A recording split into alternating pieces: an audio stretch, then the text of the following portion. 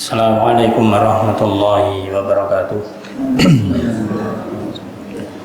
Innal hamdalillah nahmaduhu wa nasta'inuhu wa nastaghfiruh wa na'udzu billahi min shururi anfusina wa min sayyiati a'malina. May yahdihillahu fala mudilla lahu wa may yudlil fala hadiya lahu. Asyhadu an la ilaha illallah wahdahu la syarika lahu wa asyhadu anna Muhammadan 'abduhu wa rasuluh. Qala Allah Ta'ala fi kitabihil karim, ya ayyuhalladzina amanu taqullaha haqqa tuqatih wa la tamutunna illa wa antum muslimun. Amma ba'du, fa inna asdaqal hadits kitabullah wa khairal hadi Muhammadin sallallahu alaihi wasallam wa syarrul umuri muhdatsatuha wa kullu muhdatsatin bid'ah wa kullu bid'atin dhalalah wa kullu dhalalatin finnar. Allahumma sholli ala Muhammad wa ala alihi wa ashabihi wa man tabi'ahum bi ihsanin ila yaumiddin. Ayyuhal ikhwah azani wa sallallahu alhamdulillah. Puji syukur selalu kita panjatkan kehadirat Allah Ta'ala atas segala nikmat yang Allah berikan kepada kita, sehingga pada siang ini kita bisa melanjutkan kembali kajian rutin kita di hari Senin siang ini. Baik, kita lanjutkan tentang pembahasan adab di dalam berbicara. Poin-poin adab di dalam berbicara sudah kita sampaikan. Di antaranya yang pertama, yang paling utama adalah hifdzul lisan, yaitu menjaga lisan. Kemudian poin yang kedua adalah berkata baik atau diam. Kita masuk ke bagian yang ketiga. Di antara adab berbicara adalah hendaklah kita mengetahui dan memahami bahwasanya bicara yang baik, yang Rasulullah SAW bersabda di dalam hadis yang sebelumnya, fal yaqul khairan aw liyasmut, hendaklah kalian berkata baik atau diam. Maka perkataan yang baik itu termasuk sedekah. Perkataan yang baik itu termasuk sedekah. Hal ini dijelaskan di dalam hadis Rasulullah SAW, dalam hadis Bukhari dan juga Imam Muslim, yang dimana hadisnya an Abi Hurairah radhiyallahu anhu, dari Abu Hurairah semoga Allah meridainya, beliau mengatakan qala Rasulullah sallallahu alaihi wasallam, beliau bersabda, kullu sulama minan nas alaihi sadaqah, bahwasanya setiap ruas tulang pada manusia alaihi sadaqah, maka wajib atasnya disedekahi. Setiap ruas, kullu sulam adalah setiap ruas tulang kita. Ibarat kita mengacungkan satu jari, ada 3 ruas, dan 3 ruas yang ada di atau di seluruh tubuh kita ini adalah 360. Maka itu hendaklah dipahami, itu harus disodakoi, harus disedekahi. Nah, mungkin kita bertanya bagaimana kita mensedekahi setiap ruas yang ada di tubuh kita. Maka beliau sabdakan di sini, kulla yaumin tatlu fihi syamsu, setiap hari dikala matahari itu terbit, ya'dilu bainal itsnain sadaqah, jika ada seseorang yang dia itu memberikan keadilan, yaitu mendamaikan di antara 2 orang yang sedang bertikai, maka ini termasuk sedekah, termasuk sedekah. Ketika seseorang mendamaikan, berarti dia bisa jadi mengerahkan tenaga yang ada dalam dirinya, yaitu berupa ucapan, berupa tangan misalkan digerakkan, kaki dilangkahkan, dan yang lainnya, menggerakkan sendi-sendinya. Maka itu termasuk sedekah. Ketika ada 2 orang yang berselisih, 2 orang berbeda pendapat dan mau bertengkar, berkelahi, maka didamaikan atau dilerai. Itu adalah sedekah. Kemudian yang lain, wa yu'inur rajul ala dabbatihi, membantu seseorang untuk menaikkan ke tunggangannya. Kalau zaman dahulu tunggangan adalah berupa hewan, apakah itu berupa kuda, berupa onta, ya, karena tinggi, maka ketika ada orang tidak bisa sendirian, dibantu untuk menaikkan ke tunggangannya itu. Fayahmilu 'alaiha, maka dia kemudian membawa apa yang mungkin akan dibawa naik ke tunggangan itu, au yarfa 'alaiha mata', atau dia mengangkatkan barangnya supaya dibawa oleh orang yang mau menaiki kendaraan ini. Ini juga sedekah, membantu orang lain untuk menaikkan barangnya. Kalau kondisi sekarang bisa jadi ketika seorang itu membawa sepeda motor, ya, bawa barang bawaannya banyak, dia harus butuh bantuan, maka kita membantu untuk menaikkan, menata, sedekah. Bawa mobil, masukkan ke mobilnya, itu sedekah. Dan yang kita jadikan bahan, yaitu materi kali ini adalah tentang berbicara, wal kalimatut thayyibatu shadaqah. Dan kalimat-kalimat, kata-kata, ucapan-ucapan yang baik itu adalah juga sedekah. Ini menunjukkan bagaimanakah mudahnya kita itu bersedekah. Tapi jangan lupa, sebaliknya juga sama. Mudahnya kita itu juga menerima dosa. Karena lisan ini juga. Ketika lisan ini kita jaga, kita sampaikan, kita ucapkan melalui lisan kita, ucap pertuan yang baik, kita seakan-akan bersedekah, termasuk sedekah. Tapi begitu lisan ini kemudian tidak kita jaga, mengucapkan kata semaunya sendiri, bahkan kata-kata terlarang, kata-kata kotor, bukan lagi sedekah lagi, tapi malah justru dosa yang membebani diri kita. Dan di akhir dikatakan waqulu khatwatin yahtuha ila shalah, dan setiap langkah kaki manusia yang mereka melangkahkan kakinya menuju sholat, ini juga termasuk sedekah. Jadi kita berangkat dari rumah ibaratnya mau ke masjid, melangkahkan kaki kita untuk menuju sholat, maka setiap langkah ini dihitung sebagai sedekah. Maka semakin jauh jarak kita menuju masjid dari rumah kita, maka sedekahnya semakin banyak. Sehingga jangan mengeluh ketika kita mau ke masjid jaraknya agak jauh. Selama itu masih mungkin untuk jalan kaki, ya, maka ini sesuai dengan hadis yang kita sebutkan ini. Adapun yang terakhir, wa yumitul ada anit thariq sadaqatun, dan kemudian menyingkirkan gangguan dari jalan, itu juga sedekah. Dan ini yang tertera dalam hadis yang lainnya, termasuk syu'abil iman, termasuk cabang-cabang keimanan. Ya, karena Rasul sabda al-imanu bid'un wa sab'una syu'batan, ay bid'un wa sittuna syu'batan. Bahwasanya iman itu terdiri dari 70 lebih cabang atau 60 lebih cabang. Fa'alaha, yang paling tinggi cabang keimanan adalah qaulu la ilaha illallah, adalah ucapan la ilaha illallah. Wa adnaha, dan yang paling rendah imatatul adza anit thariq, yaitu menyingkirkan gangguan dari jalan. Kembali ke permasalahan ya ikhwah azanillah. Di dalam hadis ini ada poin yang sedang kita bicarakan, al-kalimah at-thayyibah, yaitu kata-kata yang baik, itu juga termasuk sedekah. Kemudian dijelaskan berikutnya, selain kita mengucapkan kata-kata yang baik itu sedekah, maka dengan kata-kata yang baik itu bisa menjauhkan diri kita dari neraka, menjauhkan kita dari neraka. Di dalam sebuah riwayat dikatakan an Adi bin Hatim radhiyallahu an, dari Adi bin Hatim sekallahu ridainya, anna Nabiyya sallallahu alaihi wasallam dzakara nar.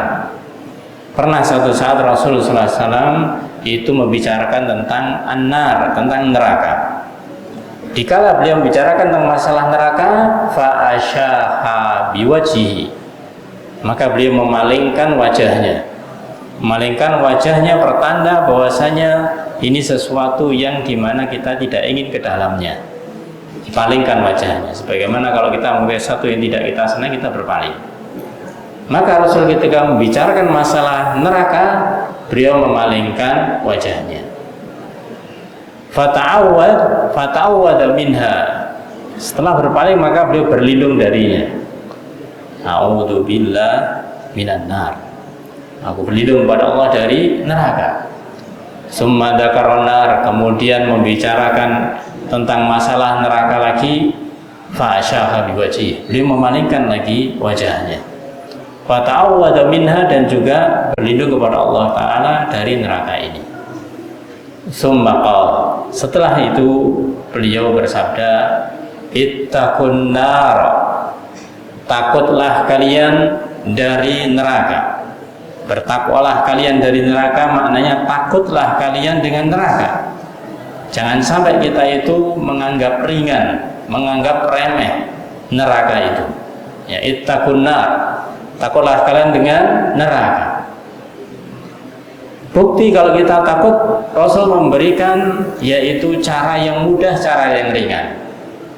Kalau yang mudah dan ringan saja ini tidak bisa kita lakukan, apalagi yang berat, apalagi yang besar. Maka beliau katakan, walau bisyikki tamrotin, meskipun engkau sedekah dengan syikki tamroh, setengah biji kurma, bukan satu kurma, setengahnya. Ya, kalau kita pikir bahwasanya satu kurma aja kadang-kadang siapa yang mau, ini setengahnya. Tapi ketika kita memang berniat untuk memberikan sesuatu yang kecil dan kita berikan kepada orang yang butuh, itu adalah suatu kemuliaan. Ya, suatu kemuliaan. Meskipun ini juga diantaranya menunjukkan hendaklah kita itu sedekah sekecil apapun. Ya, ini mengeluarkan sesuatu yang kita miliki meskipun hanya setengah kurma. Di sini lafadznya setengah kurma, bukan berarti karena di kita jarang kurma berarti tidak pernah berikan. Ya, kalau kita punya roti, setengah roti lah, begitu. Ya, kalau kita punya kue apa ya, setengah kue itu berikan dengan kepada yang lainnya. Itu tujuannya adalah untuk kita terhindar dari neraka. Faman lam yajid, kalau memang tidak punya apa-apa, maka ada cara lain, yaitu fabi kalimatin thayyibah, yaitu dengan ucapan-ucapan yang bagus, ucapan-ucapan yang baik. Maka ini juga termasuk sedekah. Insyaallah, inilah ya ikhwah azani wa betapa kita itu dimudahkan Allah Taala oleh Rasulullah SAW, yaitu abwabul khair, yaitu pintu-pintu kebaikan yang mudah, pintu-pintu kebaikan yang ringan yang bisa kita wujudkan. Ya, sekarang tinggal kembali kepada kita. Maukah kita, bisakah kita untuk melakukan hal-hal yang sebenarnya bukan hal yang berat, bukan hal-hal yang ringan, bukan hal-hal yang berat, tapi hal yang ringan. Di antaranya adalah dengan menjaga lisan, yaitu mengucapkan kata-kata yang baik. Resepnya kan gampang. Kalau kita mau berucap, ucapkan yang baik. Kalau tidak bisa, ya diam, kan begitu sebagaimana sebelumnya. Karena ucapan yang baik selain itu adalah perintah, ternyata juga sedekah. Ayo ikhwah azani wa azakumullah. Nah, kemudian di dalam adab yang berikutnya, ini yang keempat seharusnya, yaitu keutamaan sedikit bicara dan makruh banyak bicara. Ya. Karena banyak bicara di sini nanti juga dilihat apa yang dibicarakan. Maka ini maksudnya adalah keutamaan sedikit bicara karena tidaklah dia berbicara kecuali yang baik. Dan yang makruh adalah banyak bicara manfaat, tidak ada manfaatnya. Ya, bahkan nanti bisa menjerumuskan ke dalam dosa, na'udzubillah. Maka untuk yang keempat ini, adab yang keempat ini dinukil dari hadis Rasulullah SAW dalam hadis Muslim, hadis yang sahih, Anil Mughirah bin Syu'bah, dari Mughirah bin Syu'bah, semoga Allah meridainya, radhiyallahu an Rasulillah sallallahu alaihi wasallam, Dari Rasulullah SAW, beliau bersabda, Inna Allah Azza wa Jalla, sesungguhnya Allah Subhanahu wa Ta'ala Azza wa Jalla harrama alaikum uquqal ummahati. Allah Subhanahu wa Ta'ala mengharamkan kalian yang pertama adalah uquqal ummahat, yaitu durhaka kepada ibu atau kepada orang tua. Ya, durhaka kepada, dikatakan ummahat karena memang rata-rata yang namanya durhaka itu rata-rata kepada ibunya, karena kepada bapaknya takut. Ya, seorang anak rata-rata itu takut dengan bapaknya daripada ibunya. Ya, meskipun ini juga bapak dan ibu sama-sama orang, atau anak itu melawan, ya durhaka bisa jadi. Maka ini yang pertama. Ini diharamkan Allah Subhanahu wa Ta'ala. Bahwa dal banat, dan juga mengubur anak perempuan hidup-hidup. Ini kebiasaan masyarakat jahiliyah zaman dahulu. Bahkan ketika Umar mengatakan ketika masih jahiliyah, maka beliau ketika mengenang ini beliau menangis. Ya, kenapa dulu itu kok dilakukan? Yaitu mengubur anak perempuan hidup-hidup, karena dianggap anak perempuan bukanlah generasi penerus kalau bahasa kita. Ya, maka dikubur hidup-hidup, merupakan aib bagi masyarakat jahiliyah zaman dahulu. Wa man'an waha, juga dilarang oleh Allah Ta'ala, diharamkan adalah man'an, menahan, maksudnya tidak suka memberi. Sebaliknya waha, tapi juga kemudian tidak suka memberi, dia suka minta-minta. Ya, tidak suka memberi, malah minta. Ya, sebaiknya kalau kita itu tidak bisa memberi, ya jangan minta, kan begitu. Tapi ini punya barang, punya sesuatu, enggan untuk memberi. Begitu ada orang lain memiliki satu, dia mintanya duluan. Nah, ini diharamkan Allah Subhanahu wa Ta'ala. Maka betapa banyak manusia yang punya sifat seperti ini. Dia memiliki sesuatu yang dimana bagi dia itu bisa jadi sudah cukup, bahkan lebih. Maka kelebihannya itu dia eman, kalau bahasa kita, ya, eman untuk diberikan ke orang lain. Tapi begitu melihat tetangganya, melihat orang lain, ya, memiliki yang lebih dari miliknya, maka dia tidak bersyukur dengan dimiliki, dia malah justru minta ke dia.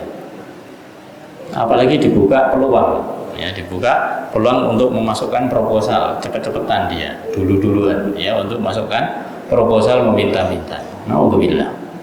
Maka pada asalnya meminta-minta di sini adalah sesuatu yang merendahkan diri, maka diharamkan oleh Allah Subhanahu wa Ta'ala.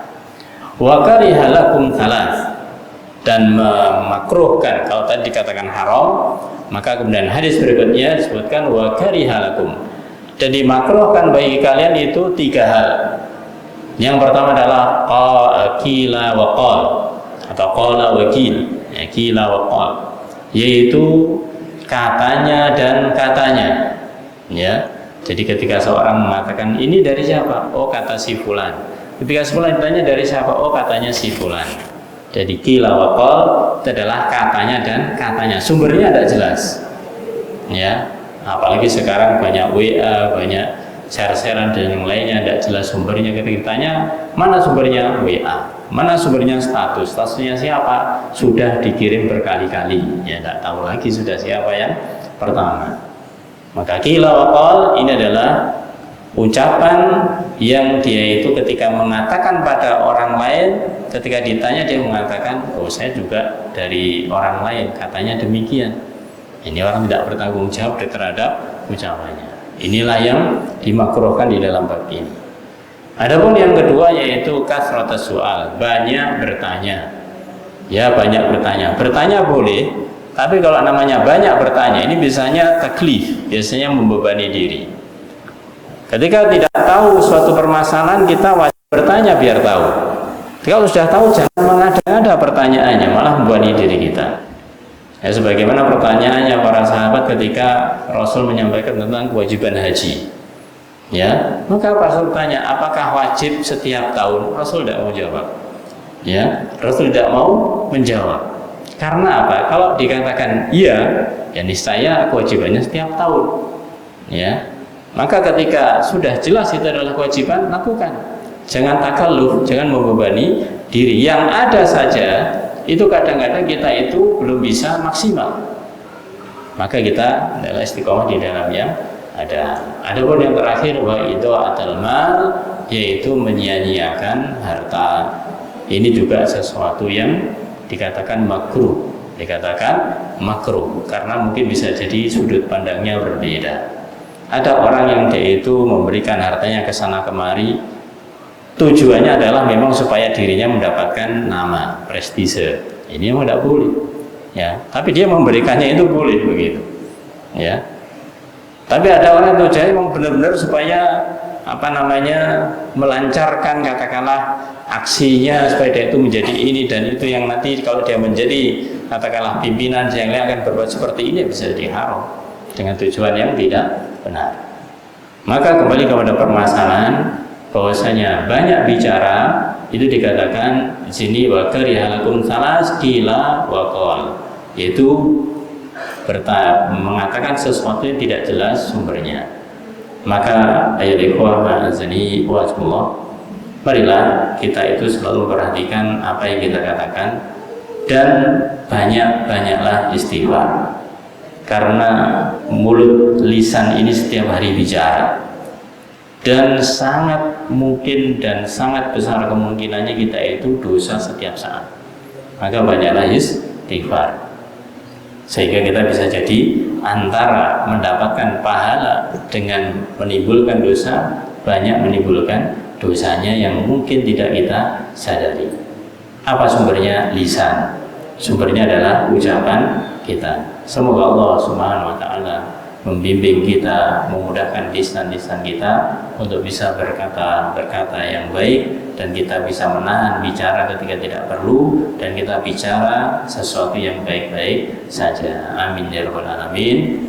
Kita akhiri dengan kafaratul majlis. Subhanakallahumma hamdika asyhadu an la ilaha illa anta astaghfiruka wa atubu ilaik. Assalamualaikum warahmatullahi wabarakatuh.